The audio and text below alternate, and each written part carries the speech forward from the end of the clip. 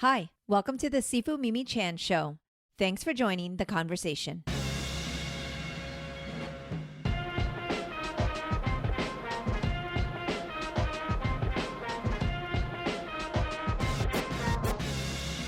Hello, everybody. It's another fun chat with the one and only Greg Rucka on the Mimi and Greg Show.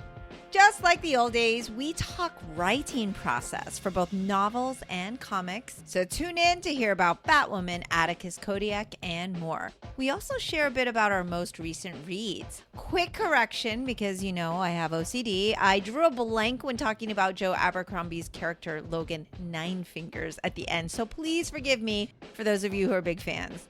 If you aren't already subscribed to Greg Rucka's newsletter, Front Towards Enemy, do yourself a favor, sign up now. It's free, it's brilliant, and the perfect way to stay up to date on all things Rucka. And for those that don't already know, Greg Rucka is a New York Times bestselling author of hundreds of comics and nearly 24 novels. He's also the writer for his critically acclaimed and award-winning film, The Old Guard, starring Charlize Theron. I love having these conversations with my friends like Greg, and I hope you enjoy them too. If you do, please rate my podcast on your platform of choice and share it with others. If you would like to support with a donation to help keep this podcast going and support the work I do, you can become a patron of the show by visiting my website or patreon.com/SifuMimiChan. For comments or suggestions, reach out on social media at SifuMimiChan. Now on with the show.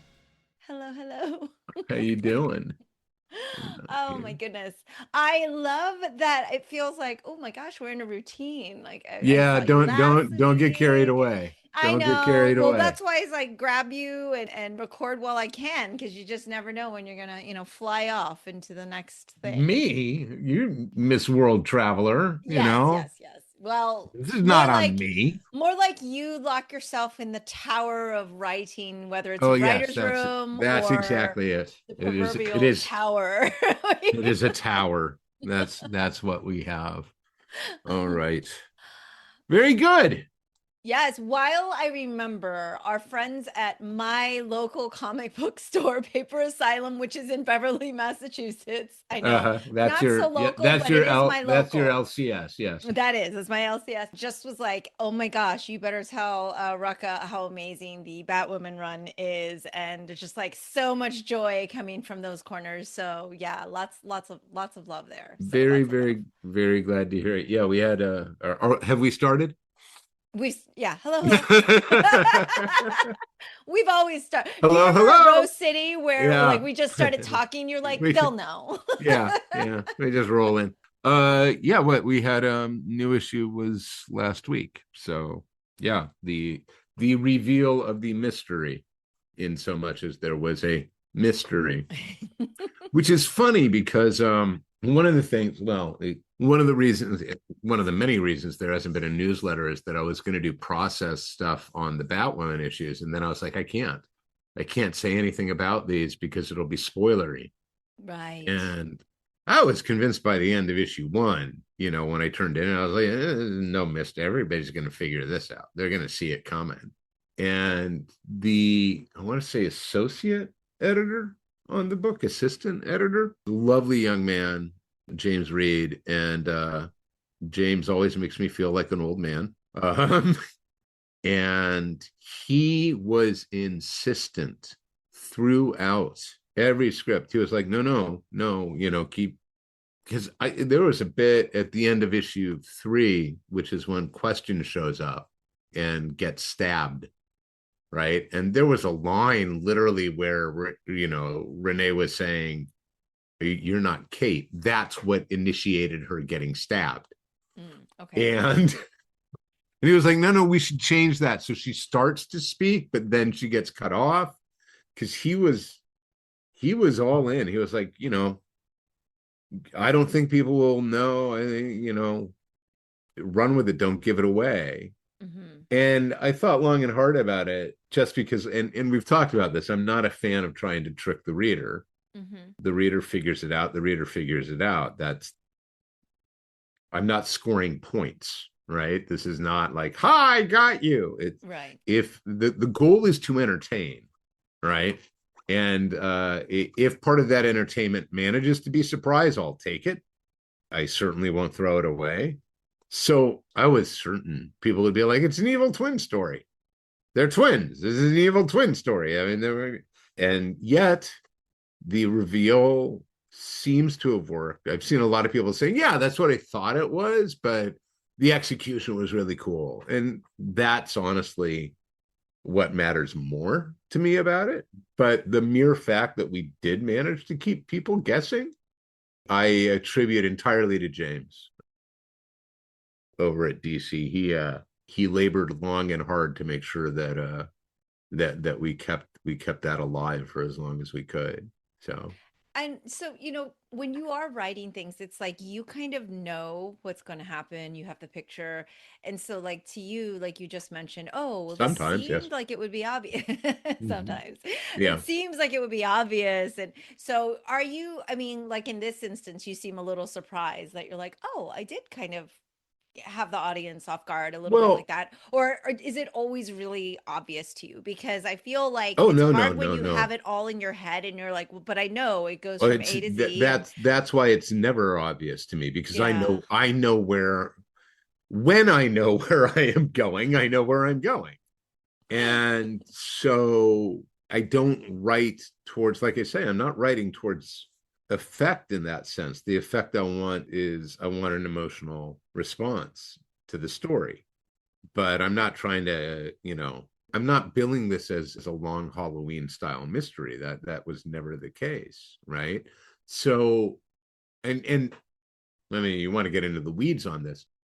When I sat down, like with my notebook to sort of break down the first five issues, the first version of issue one, the first version of quote unquote the mystery, was that it was Beth in the sanitarium, not Kate. And that, and it was still keep the reader guessing which one's there, but it was flipped. So it was Kate running around kicking the snot out of the dark faith, trying to protect Beth in the institution. And as I sort of looked at it and broke it down, I was like, no, wait, we should flip it. And it's the better choice. I think it's a more interesting choice because this story in many ways was the dangler to the 2007 Batwoman stuff. This was the story I had wanted to do before I left DC at that time. And I had an I had I wanted an explanation of who Alice was and why Alice was. And we talk about superhero stories, we talk about origin stories, and we talk Mm-hmm. about the origin trauma. Mm-hmm. And the origin trauma here, right, is really crucial to who Kate becomes. Kate becomes who she is as much as what happened to her, as much as the loss of her mother, Mm-hmm. as the loss of her sister. And then, if you want to do the dive into the weeds about, all the studies and research and anecdotal evidence about connections between twins and so on, you can. But at the end of the day, even if they're not twins, we had established that Kate and Beth were besties. Mm-hmm. They were Mm-hmm. each other's best friend. They were incredibly close siblings. And so this is a gaping emotional wound. And it's one that I never got to address because when I left, we had just opened that door. And then in the interim, all these other people came in and they brought Alice back and they redid all this stuff and they changed this and that and so on. And I still think in many of those cases, they just weren't honest to it. They weren't honest to the emotion of it. And, so I guess in that sense, I have the privilege of sort of going, oh, well, I'm doing a redo. I'm calling a mulligan. And I have also the benefit of, in the DC Pantheon, Kate's not the biggest hero. This isn't like going over to Spider-Man and saying, actually, Uncle Ben's alive, you know.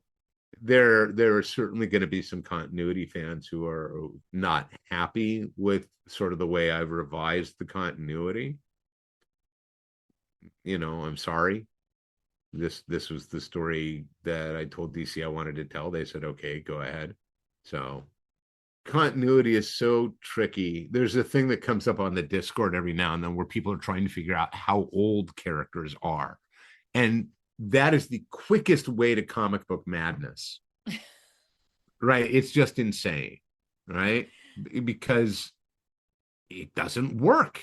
Mm-hmm. It doesn't work. Go through all of the Batman books and count up how many Christmas stories there have been. Right. All right.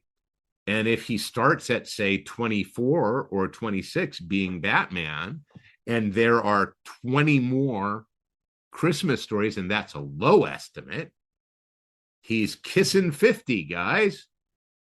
And that's in the mainstream continuity. So why would you do that? Right? It's just at a certain point, you've got to be like, okay, it's comic book logic. This is why the Batmobile never gets caught in traffic unless the story requires that the Batmobile gets caught in traffic. In which case, guess what? Today the Batmobile got caught in traffic. I And love that comic book logic. it is. You But just we have to accept like it. suspend that belief and I, just be like, I, no, this is where we're at. and This is and the it world goes we're in, and it's and it's okay. across and it's across every fiction you engage in, Yes. right? Yes, of If course. in this world there's magic, but there are rules to the magic. Okay, it's magic. Why does there have to be rules? In this story, like here we are in Star Trek, and Star Trek comes from a place where it can with hard science fiction, Mm-hmm. right? That's where it comes from. And then they come up with instantaneous teleportation as a budget workaround because the shuttle sequences were really expensive. So we come up with transporters. Okay, there are huge problems there, right? Like if you start tugging that thread, the whole thing will collapse. Like I can accept matter antimatter annihilation creates the energy required to project a warp bubble that allows faster than light travel. But we're not talking about time dilation, right? We're not, you know what I mean? Like science fiction falls apart in many stories if you don't engage in time dilation. If you do engage in time dilation, right? If you do engage in relativity, you end up with a different kind of sci-fi. That has been done. You get some great works of science fiction. The Forever War, right? Haldeman's Forever War is entirely built upon that. Just to name one, Ursula Le Guin is always very cognizant in the Hainish cycle of how look they're traveling at near relativistic speeds. That means you go to do this job and you're coming back 80 years later, but we make certain decisions. We don't sit there and go, okay, well, like if you're going to sit there and be like, I don't know, those explosions in Star Wars, when the TIE fighters blow up, that's not realistic because there's no oxygen in space. Okay, fine. If that's going to be the thing that's going to kick you out, right? And it goes, and now we're in that loophole, as I've said before, right? Or not that loophole, that cycle, right? Where, my problem with Superman is anybody that powerful wouldn't be that good. That's your problem? Not the lasers from his eyes? No. Not the part where he flies? Your problem is he's a nice guy who's driven by empathy and compassion. That's your problem. There's a thing we talk about you'll hear writers talk about sometimes. They'll talk about the contract you engage in with the reader, and you talk about the promise of the premise, right? The promise of the premise. And if the premise is, that we are traveling faster than light, we don't have time dilation, that's part of the premise.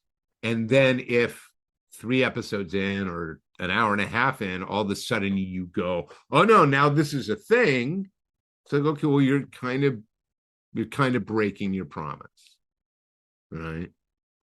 And that isn't meant to say, therefore, everything gets a happy ending and so on. But you pick up a comic book, you know what you're getting. You know what I mean? That's you know what you're getting. If you don't, put it down. Pick something else. You know?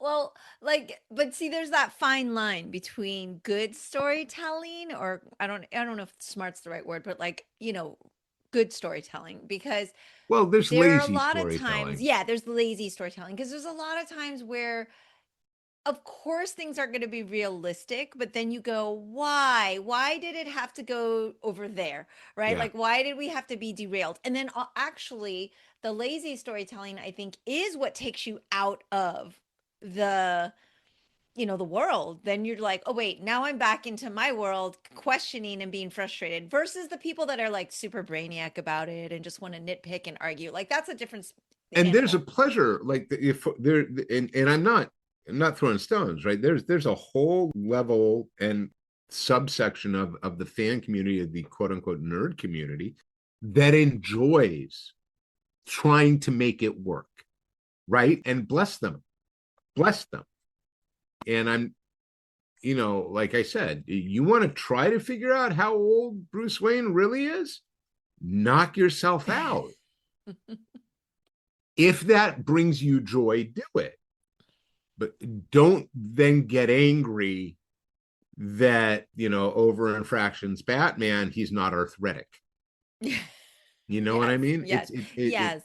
And and lazy storytelling becomes, it's disrespectful, right? Hmm. If I've written a Kodiak novel and I say in the novel, these are the problems we have to get to this target we're going to try to assassinate. And I say, this is all this security around him and all the surveillance around him, and it's 24/7 and so on. And then I go, oh, you know what? We just walk in, to his home, one afternoon, delivering UPS or whatnot. If I don't, at least in the story, detail a plausible way that we get a UPS van, we get UPS uniforms, we get the appropriate paperwork so that when we go through security, they think we're these people and they don't recognize, you know what I mean? Like, if I ignore that, then that's lazy. And you're going to be like, well, wait a damn minute. You set up all the obstacles and then you just ignored them. What's the point of that? Right? Part of the story is how you overcome these challenges. And if the way you're overcoming the challenges is by going, oh, it's not really a challenge after all, a little hand wave, it's like, you're cheating. That's a cheat. You're cheating. You just cheated. Yeah.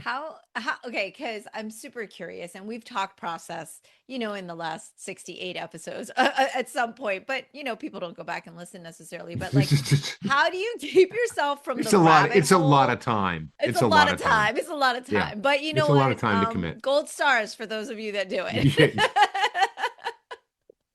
Gold stars to hang with us through that 2020 spiral that we were Oh in my for a God. bit. If you Yeah. don't want to if you do want to relive Yeah. If 2020, you want to, that's go actually back to a good COVID way to and do it though, because it was we did have a good time. Now, and we had friends on too. Remember, we were bringing in fraction yeah, and just like, no, hey, it was it's it a was a dinner party. survival It mechanism was is a what it survival. was, Yes. But like, because in I more know ways than one. were they exactly.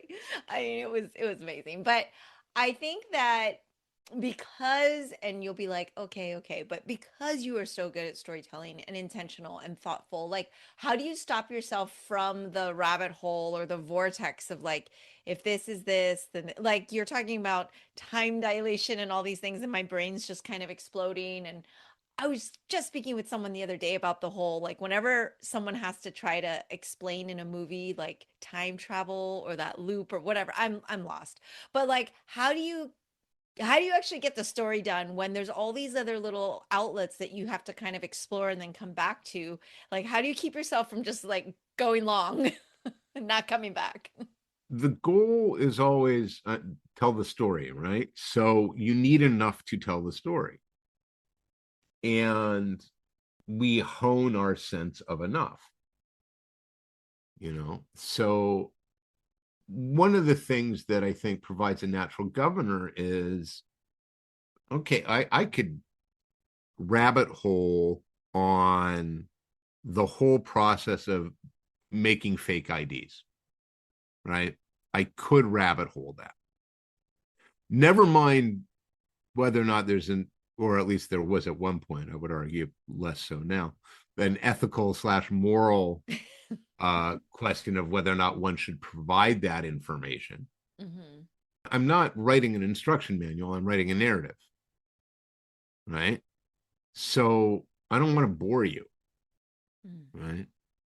I want to provide enough that you're going to read it and be like, oh, look how clever these characters are. Not how clever Greg is. Look at how clever Elena is. Look at all the things Elena knows, right? And then knowing enough, right? I'll give you an example. One day this book will someday see print. There's a sequence in Whisper.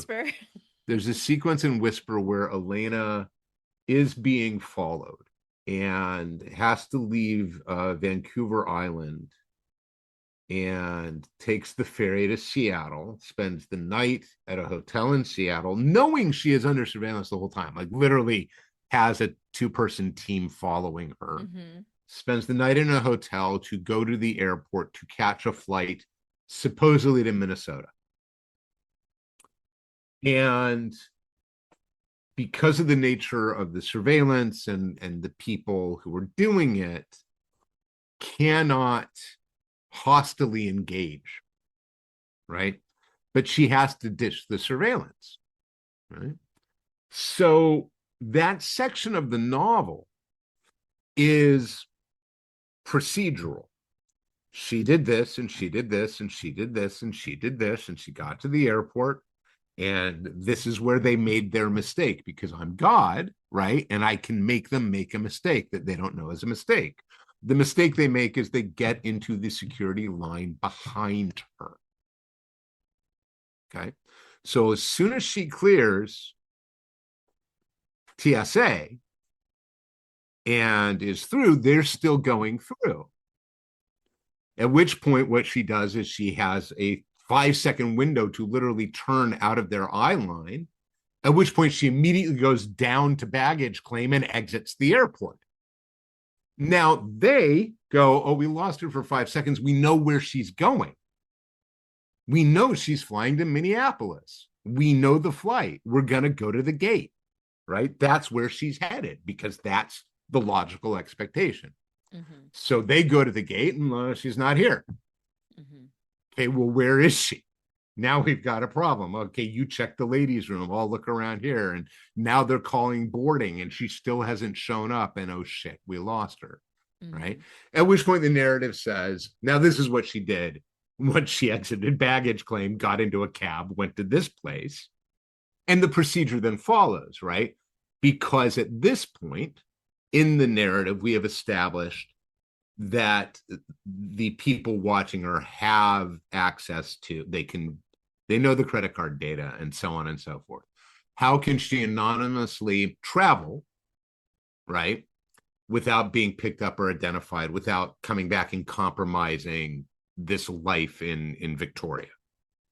And for that reason, then, right, the narrative needs to say these are the steps. And all of those steps need to be plausible, right? They don't have to be real. They have to be realistic, right? And that's the contract, right? The contract is not, and then suddenly she sprouted wings and flew, right? Because you'd be like, hey, I've read 7 novels in this series. When the hell did she start doing that? Right. Or at what point did this become a fantasy series? Or if we're going to be really, really anal about it, at what point did this become a magical fantasy series as opposed to a realistic fantasy, right? Like you can see what the governors are. The governors there are, I know the genre I'm in. I set the rules in my narrative. And then I have to play within those rules. I can't break them. I'll give you another example, right? And you get this shift a lot. If you've been reading what Fraction is doing in Batman, one of the things he's doing that I love, and this is a huge signifier to the reader in a way that I'm not sure the reader is conscious of. He is now doing a thing that Batman pulls out a device. There's a little call out about what the device is, and it'll have like the name of the device and 3 little factoids about it, right? And by doing that, Batman has become a little more magical, right? Oh, the utility belt is really back because he's got something of utility whenever he needs it. Yeah. And then the way that Matt takes the sting off of that, the way he takes the you're cheating off of that is, 1, he doesn't overuse it, but 2, when he does, the device is precise. Here's what it is, right? Yeah. And narratively, that changes the tone in Batman, right? And creates a situation now where when Batman doesn't have those gadgets, right, we now are going to have higher stakes. And we get to see how cool and clever Batman is without the gadgets. Right. It's very subtle. And he's doing it because that's that's the joy of Batman, right? To him, that's part of the joy. But we hadn't seen that in a really long time. And it's a very comic book thing to do. You can really only do it in a comic. Can't really do it in a movie, right? You can do a little call out with a little digital thing, but it's a very comic book thing to do. Here's a caption. It's not a narrative caption. It's an editorial caption in its way. So, and the second you do that, you are, again, you're engaging in, okay, this is the premise. And here's the contract I am telling you. You now know that I'm going to pull devices out. And you know that I'm going to use them, quote unquote, responsibly in the story. And that goes all the way back to, Batman 66 having bat shark repellent on his belt and so on.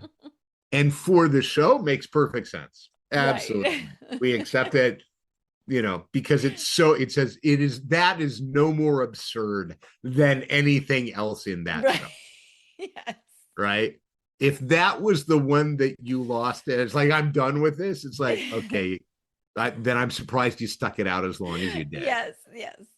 Boom, where literally the old classic bomb, and he's running around trying. It still hasn't gone off. Yeah, exactly. The endless fuse, and so on. So knowing the tone and knowing your rules, because there are genre expectations, right? If you read, if this is marketed as a spy story, you're expecting spycraft, right? Yeah. If it's marketed as, this is a story about, men with guns chasing women with guns, you're expecting there to be men with guns chasing women with guns and all that entails. Yes. That doesn't mean it can't be more than that. That's not a limit, but it's certainly a foundational premise, right? It's certainly saying you are going to get this at a bare minimum. My job is to deliver this. And then that brings us back to the honesty of it, right? You have to deliver in the constraints of what you are presenting. You have to be fair. So, suddenly I can read minds. Okay.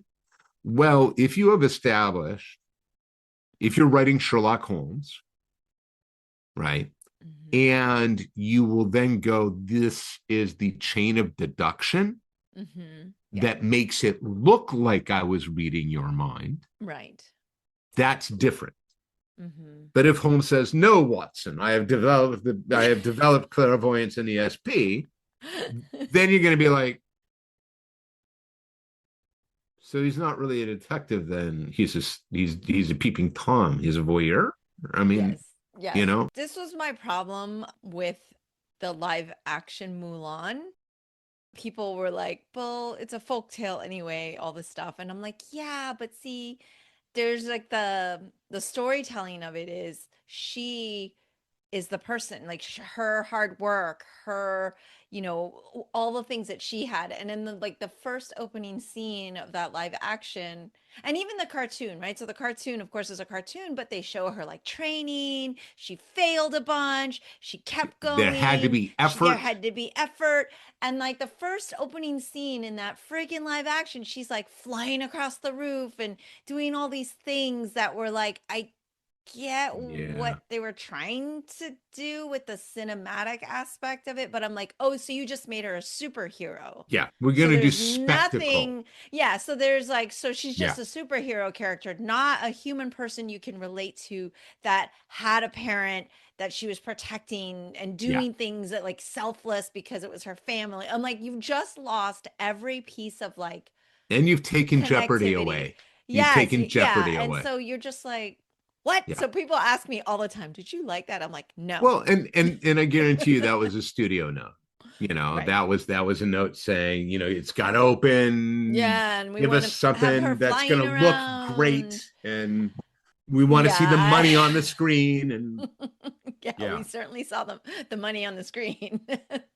That goes, but that's a perfect example, like what you're saying, and with Matt's storytelling, your storytelling. It's also where if you sit and dissect and think about it, you're like, wow, they did a lot of research, but nowhere in it while you're watching, reading, absorbing that you're like, oh, they're just showing off all the research they've mhm, done and how well they know about the FBI or how well they know about electronics. Or yeah. like when I read, especially the Well, Kodiak series, you're just like, you're just in the world and you're not like, wow, he must have interviewed like 50 people in this. You don't feel the book report side, like that. Oh, Greg's done so much, you're not throwing that out there. It's just clear. You just feel like you're in the world. there is a whole realm of those books that that's effectively tech porn.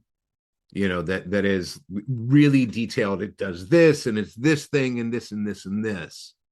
And for some people, that's great. They love it. One of the things with Atticus and the Kodiak stuff has always been balancing, again, the technical knowledge with the narrative needs. Like this is enough, right? And also the relevancy, right? In this moment, I will talk about this thing because it's relevant, right? It came up. Again, it's fun talking about a novel that hasn't come out and God only knows will, but it is literally there's a section of one of the things that's going on in the novel is that Atticus and Elena have been out of the game for 12 years, and in tech terms, that's 100, right? And they end up basically meeting somebody who is like, yeah, your OPSEC sucks. Like, I'm glad you know enough about the phones, but these are the things you don't understand. This is the sort of stuff you need to be doing. This is literally somebody saying, yeah, you should be using crypto, because for what you do, it makes sense, right? Because frankly, what you guys are doing is illegal. So, but again, it's relevant. Therefore, the education in the novel is part of the narrative of the novel. Mm-hmm. But again, these are fictions. And at a certain point, one either accepts that it's fiction or one doesn't.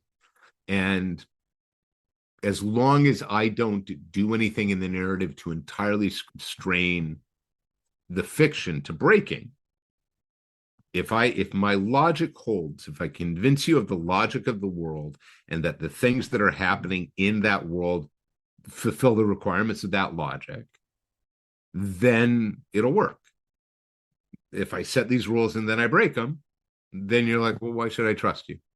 And that's not the active thought. The active thought is, I feel let down. This doesn't work. And like I say, I'm not sure how many people actually say you cheated, but that's what's going on in the back of your head. Like, oh, you cheated. Mm-hmm. You just cheated. Yeah. That's not fair. Don't cheat. You know. I was actually going to ask about Whisper because I was thinking about it the other day. And speaking of our 60 plus episodes, I think we did like a book club on the Kodiak books during that period of time when we were Did we? I talking. mean, I I feel can like we did. So believe for it. our Discord friends and other many Rucka fans that listen, like if you are now, because I All saw a eight lot of of you. people have Yeah. been get out of here. When people have been like rereading them, I saw that they were like kind of like I see in the when I log in, they're talking about them. I do believe we have a bunch of episodes where we spoke about it because I was in a book club Uh-huh. on the remember my friends and I was like, "Hey, we're all going to read this." My internet is being super rude. I don't know Yeah, if I'm it's a little laggy, but I'm hearing it's you fine. super laggy. Okay, that's fine. Nobody's really watching the YouTube anyway. They're all It, listening. it's a podcast. You shouldn't have to be on YouTube. I Exactly. But understand some why, but people listen on YouTube, and I'm like, that's so weird. So I I have know. it there in case, but I have it as an audio only. So in any case, we do, I believe, have like where we're breaking down the Kodiak, and Mhm. like Oscar and I would do a read, and then we talk to you, and so yeah. So for those of us who are so all in with that, Yeah, and where's Whisper? where's Yeah. Whisper? Yeah, especially because we're so in love with the characters and not just wanting to know what comes next, but being like an aging martial artist. I feel like I really can relate to her. So Yeah, you're gonna love Elena and her leg. yes, So yes. I did you read Cliff Chang's When in Rome, his Catwoman, where she's like a little older, and I'm like I get her. Like I'm like yes, it's like, this yeah, is the Catwoman I know. this is not as easy as it used to be. Yeah, it's just like, Yeah. I'm Oh, landing a little. Yeah. So yeah. like that's how I feel. And so like I'm dying to see because she's such a badass and Look, just, the book will the book will one day hmm in some form be released. land in my inbox. No, I'm just kidding. I mean, conceivably, Yeah. that seems a sort of unfair thing to do, and Yes, yes, and true, in true. I'm in so patient. much as I'm trying to balance all the other things that I'm working on, and Yeah. the things I can't talk about, and so on. I've got notes for Dancer, and I've got some pages written on that, and Mm, I'm hoping to go out. Going to go out to New South Wales in a couple weeks, and part of that I am hoping is to bunker down and just have a couple days where I'm doing nothing but writing the novel and nothing else. So I mean, I'm working on the next one now. One of the things that's going on, and just be perfectly frank about it, because this is insight, I guess, into the industry to an extent. The entertainment industry right now is terrified for several reasons. It is across all quarters, meaning you're seeing it in television, you're seeing it in movies, you're seeing it in publishing. The novel went out over a year ago to 7 separate editors. 3 of them rejected it for reasons that to them were good and to me were not. 3 have just not responded, as far as I know. And one has been, I'm interested and I want to, but I'm dealing with all this other stuff. Now, my literary agent and very good friend, David Hale Smith, and I have had several conversations about this. And a month and a half ago, I was like, dude, I'm just going to self publish it. And he was like, and he didn't put it this way, but he said, I understand where you're coming from. If these other things that we cannot talk about go and are announced, then I can turn right and we can sell the novel with that booster yes. on it. Yes. That's just the way of the world. Yeah. So he, in essence, was saying, can you just keep your powder dry a little bit Patience. longer? Yeah. And honestly, it's like, yes, I can keep my powder dry a little bit longer. I've got plenty hmm of other things to do. Yeah. And honestly, the problem is the second Whisper hits the world, the timer on Dancer is actually activated. Like I Yes. have 1 year Yes. from Whisper release to Next, Dancer please. release. Yeah. Yeah. Yes. Yeah. And And for the publishing world, that's a thing. Yeah, not yeah, just fans, but yeah, that's a you publishing issue. that is a publishing thing. And I am really bad at that. Like Yes. I Yes. very because of the comics work, what ended up happening was I would releasing a novel every 2 years, not every one. Mm-hmm. And that is one of the many reasons Mm-hmm. Yeah. that I was never a particularly successful novelist, right? Because the delay was too long, right? You're a Sanderson fan, you know this book's coming out, right? That's things coming out like clockwork, Yeah. right? And we will note that, George R. R. Martin reached the point where he didn't have to release anything anymore. Yeah. He's not hungry and he's not scared. So the novel will come when the novel is damn good and ready. Yeah. But for my purposes, like the second Whisper hits the world, I want to be able to say, okay, and in 1 year's time, you'll have Dancer. Mm-hmm. And there's a lot of other stuff on the I burners right know that now. And you've got like lots of things happening. And I yeah, think that's great. I mean, I could, speaking of our millions of episodes, like there was the I will never write a novel. I don't ever plan to write another novel. So I'm just grateful we're in the camp of just waiting for this novel that has already been written, everyone, and the possibility of more. And so I'm just grateful that we'll get more of that because I think it's so fascinating when Oscar and I were doing the math, we're like, holy smokes, he wrote this when? And I'm yeah. like, oh my gosh, when I was in my 20s, and just thinking about like all the experience you have now in writing and writing screenplays and different mediums, and like taking all of that experience, and then the novels were already so great, and like how Oh, you've evolved thank as you. an author, like, oh my gosh, I can't even imagine what it's like now. So we're like so excited because, of course, like you change as a writer. And I do think that's a big part of Whisper is that, Whisper is Atticus at 50. Mm-hmm. And I certainly couldn't have written that. I couldn't have written it until I raised the girls. You know what I mean? I couldn't. Yeah. I couldn't have written it until I'd been a dad because, in a large part, it's about fatherhood. Well, and it's about family Yes. in that sense. It's about cycles of violence. It's about Mm-hmm. survivorship and things like that, and it's about what we give our kids, even if we don't want to. Mm-hmm. But and again, it's real easy to say when nobody's read the book. I think it's the best one I've written. It's certainly the longest. Given the nature of the genre, it's a ridiculously long book. Like most suspense thriller stuff comes in between 90 and 110,000 words. They're not huge. This thing was, I think the final version's over almost 200,000. Like it's a Ooh. big book.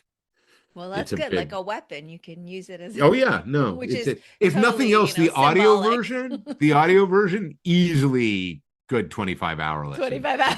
yeah, yeah. Okay, well, I'm always down with the audio version, but I've read books recently, which is a big deal for me, like actual hardcover Hmm. books. Like that's not a thing, but on my last recent trip, I What go have to you the been library reading? on the ship. So I was on the so I went on the ship and I was on they have libraries where it's really just Uh-huh. like a, what do they call them? Like the free, you leave a book, someone takes a book. Yes, So take I the book. always peruse it.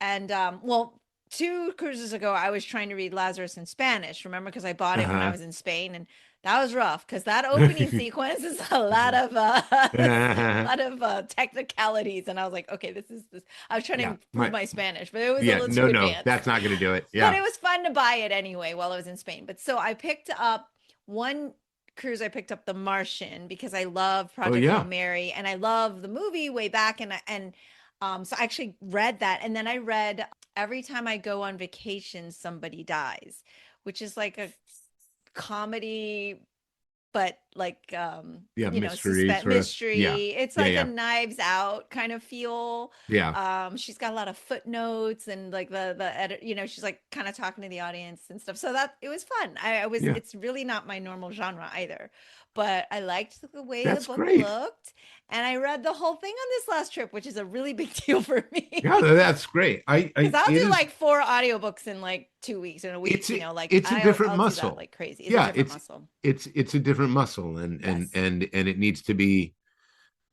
like any muscle, it's got to be Yes. worked or it gets weaker. And Yeah.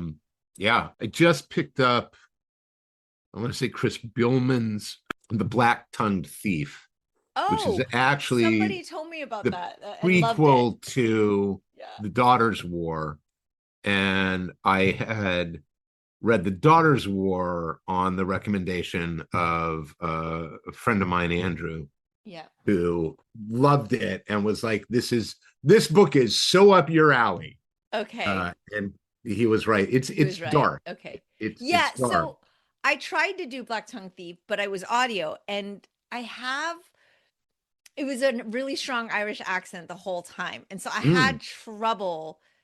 I'm pretty sure this is the same book. I'm like 90% because I had I had recommended and I only read like 20 pages, but I was yeah, like, yeah. "Oh, you're going to like Dungeon Crawler Carl." And I was like, "You're going to love this." So I told him to read it and he was like, "Oh, I think you'll like this book." And I was like, I couldn't get into it because the audio Yeah. was just not hitting for me. Uh-huh. So the narrator for audiobooks makes or breaks Oh the yeah, book. no, it's a So huge thing. that was a little rough for me. But did you enjoy it or you're in it? You're Oh, reading it I'm in now. it. I'm Okay, you're in enjoying it. it, but I've enjoyed everything I've read by him. So Okay. Yeah. So that's your jam. Like yeah. it was a It safe actually, but recommendation. it actually isn't my jam. Going No, to yeah. going to what you were talking about picking up something and being like, it's not what I normally read.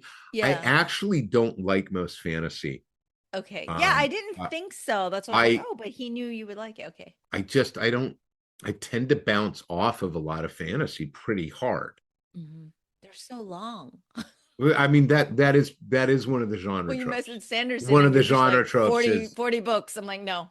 well, and also it 800 pages, and it's like, Yes. really? Do Yes. we need to be that long? Well, that's what To the build the publishers world. expect. Yeah. I don't know how much of that is true. It's certainly what the publisher expects from the genre, I see. I see. So it's right? like if it's In not, the it's not a same real fantasy. in the same way, if I offer you a suspense thriller, right, And the it's publisher says suspense thriller needs to be this long. It I fits into see. this parameter. That makes sense. Fantasy is supposed to be this big, right? Hmm. Because fantasy readers want lots and lots of More. pages. And they like the detail. I mean, I Yeah. have to admit though, I'm like a huge Fourth Wing fan. So so I do like fantasy. It's just There's not nothing, depends there's on my nothing. mood. Yeah. But the long books do turn me off a little because I'm like, It's, oh, it's it, intimidating. and yeah, I'm not throwing shade. I Yeah, mean, yeah. it's just, You're like this is a whispers of wisdom. this Yeah. is entirely personal taste, Right. right? Of course. Of course. Of course. And I tend also to, I mean, look, we've talked about Sir Terry Pratchett stuff. I love the Discworld novels. I love them. Technically, they're fantasy. Mm-hmm. Technically, Okay. right? You would call them fantasy. I mean, Death is a character. He talks, right? You interact with him, and there's wizards and witches and so on. Okay, great. I love those books to death. So some fantasy I quite like, right? I mean, and like I say, Daughter's War, Black Tongue Thief, these are fantasy novels. Mike Shackle's books, that definitely fantasy novels. I have friends who swear by Jack Vance's work. I find Jack Vance very difficult. I just find the prose laborious. Le Guin is science fiction and fantasy. What you want, Wizard of Earthsea, or do you want the Hainish? And I love Le Guin. So very, it's very situational. It's like, oh, you know what? Normally I would not like this kind of novel. I really enjoyed these. Okay, great. And find what you like. That's the goal. There's more than enough out there. You should be able to find something. Exactly. Yeah, and I think you're right. Not just situational, but like I've picked up a book. Oscar really likes that First Law series, and I guess it's technically fantasy, and he doesn't usually read it. Joe Abercrombie is the name. Yeah, yeah. And I tried to read it, and I was like, nope. And then a year later, I read it, and I really enjoyed it. And then I read like several of the books or whatever Yeah, because I was time and like, place. I okay, love time and place. Abercrombie's another one. I really, really like Yeah, his stuff. yeah. But Like we quote Logan Five Finger all the time. We're like still alive or back to the yeah, mud. Like we're yeah, quoting that all the time because we're like still alive. yeah, So it's just so funny. But yeah, it is very time and place. So yeah. that's the thing too. It's like, oh, I would normally never have read this, but I am in a place where I And can right now, and I'm in a and time where this might be the thing. and it's also emotional, and it's so on, Hmm. and it's, what do I need right now? I'm in a dark place. I'm in a blue mood. I Hmm. don't that is not the best time for me to try something new. I will reread something that I know I enjoy. Yeah. Oh, I'm feeling better. I'm feeling more adventurous. I'll pick up something new. This is a thing people, like, three separate people have recommended. Hmm. Here's a book I have heard stuff about, and everything I've heard about it makes me think I don't want to read it. I'm not going to give it the time of day. And that's the Yeah. other thing, is that we shouldn't. There's more than enough out there. Hmm. There's this whole thing about, well, if I start a book, I have to finish it. And it's like, you don't, your time is too precious. And there are other things to read. And Agreed. if it's not doing it for you, I bail. I'm a yeah, big nope. just, you can, Cut my losses. yeah. And there's nothing wrong with that. No, and Nothing wrong with also, it. like I said, I bailed on the Abercrombie, and then I was like, wait, I'll give it another try. I Yeah, you feel come like back to it at a maybe I different point. remembered the fight in the beginning was kind of, maybe, and so yeah, I think you're right. There's just so little time that we should just not have to power through and hate read because like maybe you'll enjoy it another time as Yeah. well, but like time is so limited. Like It's why the do this? same. It's the same thing with. I mean, that extends to TV and everything else, Yeah. right? There's Yeah. so much content out there. If it's not doing it for you, So it's much not doing it content. for you. It doesn't matter. Like, unless you're professionally obligated to watch this stuff, Right. right? Then why waste your time? Hmm. Watch something that's gonna make you happy, Hmm. you know, or at least, well, at least when you're done, it may not make you happy, but at least it won't Right. feel like you wasted your time. Yes, there's so many shows from way back, Oscar and I, where we're like, no, we've started this, we're gonna We finish got to it. This is finish so, it. yeah, I gotta finish it. And then we're like, we'll never get those hours back. We will Yeah, never get those hours yeah. back It's in like, our what? life. And it's Why? just so Why? frustrating. Yes. Why? Are Yeah, you professionally obligated? yeah, Are you going to be I'm gonna, quizzed? I'm gonna say that from now on. Are you professionally obligated? Well, and I say this because, the more stuff I end up doing in LA, the more professionally obligated I am to watch these things. Hmm. Yeah. And some of them, it's like, I am watching this because I have to. I am not watching this because I want to. Hmm. I am watching this because there is an expectation this is going to come up, Right. because we are working on this thing, and this thing might be like that thing, and we don't want to replicate or whatnot. Or this thing is facing some of the challenges we are facing. Let's see how they resolved it. Or this thing's getting all this attention. Why? Yeah. Right? I loved The Pit. I love both seasons of The Pit. Me too. If you don't like The Pit, it doesn't matter if the whole world is Pit crazy. Don't waste your time. Right. Right? If that's not going to do it for you, you're not a bad person for not watching it. Yeah, just because everyone else loves it. Yeah. Exactly. It's Well, we have people that work in ER. They're like, too close. It's too close. yeah, I don't want to live my life again. And when I get yeah. home and I watch, did. yeah, I they're like, did that. that's I not my did thing. that today. I don't want to Yes, do they're it like, again no, tonight. thank you. Right. Yeah. So I get that. But you're right. It's like, I feel like there's a level of guilt when you don't take to something that this Yeah. consensus, but everybody loves it, but everybody likes it, and you feel kind of guilty. And I'm Yeah. like, no, you just gotta like what you like, and that's okay too. Yeah. But And, I mean, and everyone does that's have to like exactly it, right? Lazarus and No, Batwoman. they don't. They absolutely don't. Don't do To that. me, you have to love Lazarus, or you're dead to me. Okay, Yeah. listeners. Okay. That's a personal choice you're making. Yes, yes. No, I'm just kidding. But I just, you don't have to love it. I would just lose all respect for you. That's all. That's okay. Or at least we can agree that that is not something we will talk about. Yeah. Yeah. So, look, yeah, Oh, I mean, I can look at shelves and I can be like, I loved those books when I was in college. I wonder if those would hold up. oh, Maybe I there's a should lot that reread does not those. hold up. Yeah, You know. there's a lot. So yeah, we. there's too much good stuff out there. Mm-hmm. And if we are in a capitalist paradigm, your time is a currency. And you should spend it on the things you want to buy with it. You know? Amen to that. Yeah. That's probably a good note to end on. Yes. Before There, we it's a start to sound spiral. bite. It's a sound bite. Got it. Yeah. Quote. Let me write that down. Last minute. Oh my gosh. Well, this has been a delight as always. And yes, it is. It's always a pleasure. I will stay on the emails with you and find out your schedule and give you a little breathing room as I fly away. I'm and come around back and... for another 2 weeks at least. So okay, cool, we should be able to swing at least one more if you like. And then if and when you're in Australia, I'm gonna I'll talk to Nick about ahead it of time too. I gotta check in with her anyway. I mean, I'm in the Historia chat as we talked about last time, but I'll check in with her too. So, but anyways, the one and only Greg Rucka, everybody. Oh, thank you, Mimi and Greg Mimi. show's back strong. Love it. Give best to everybody. Likewise. Bye. Everyone.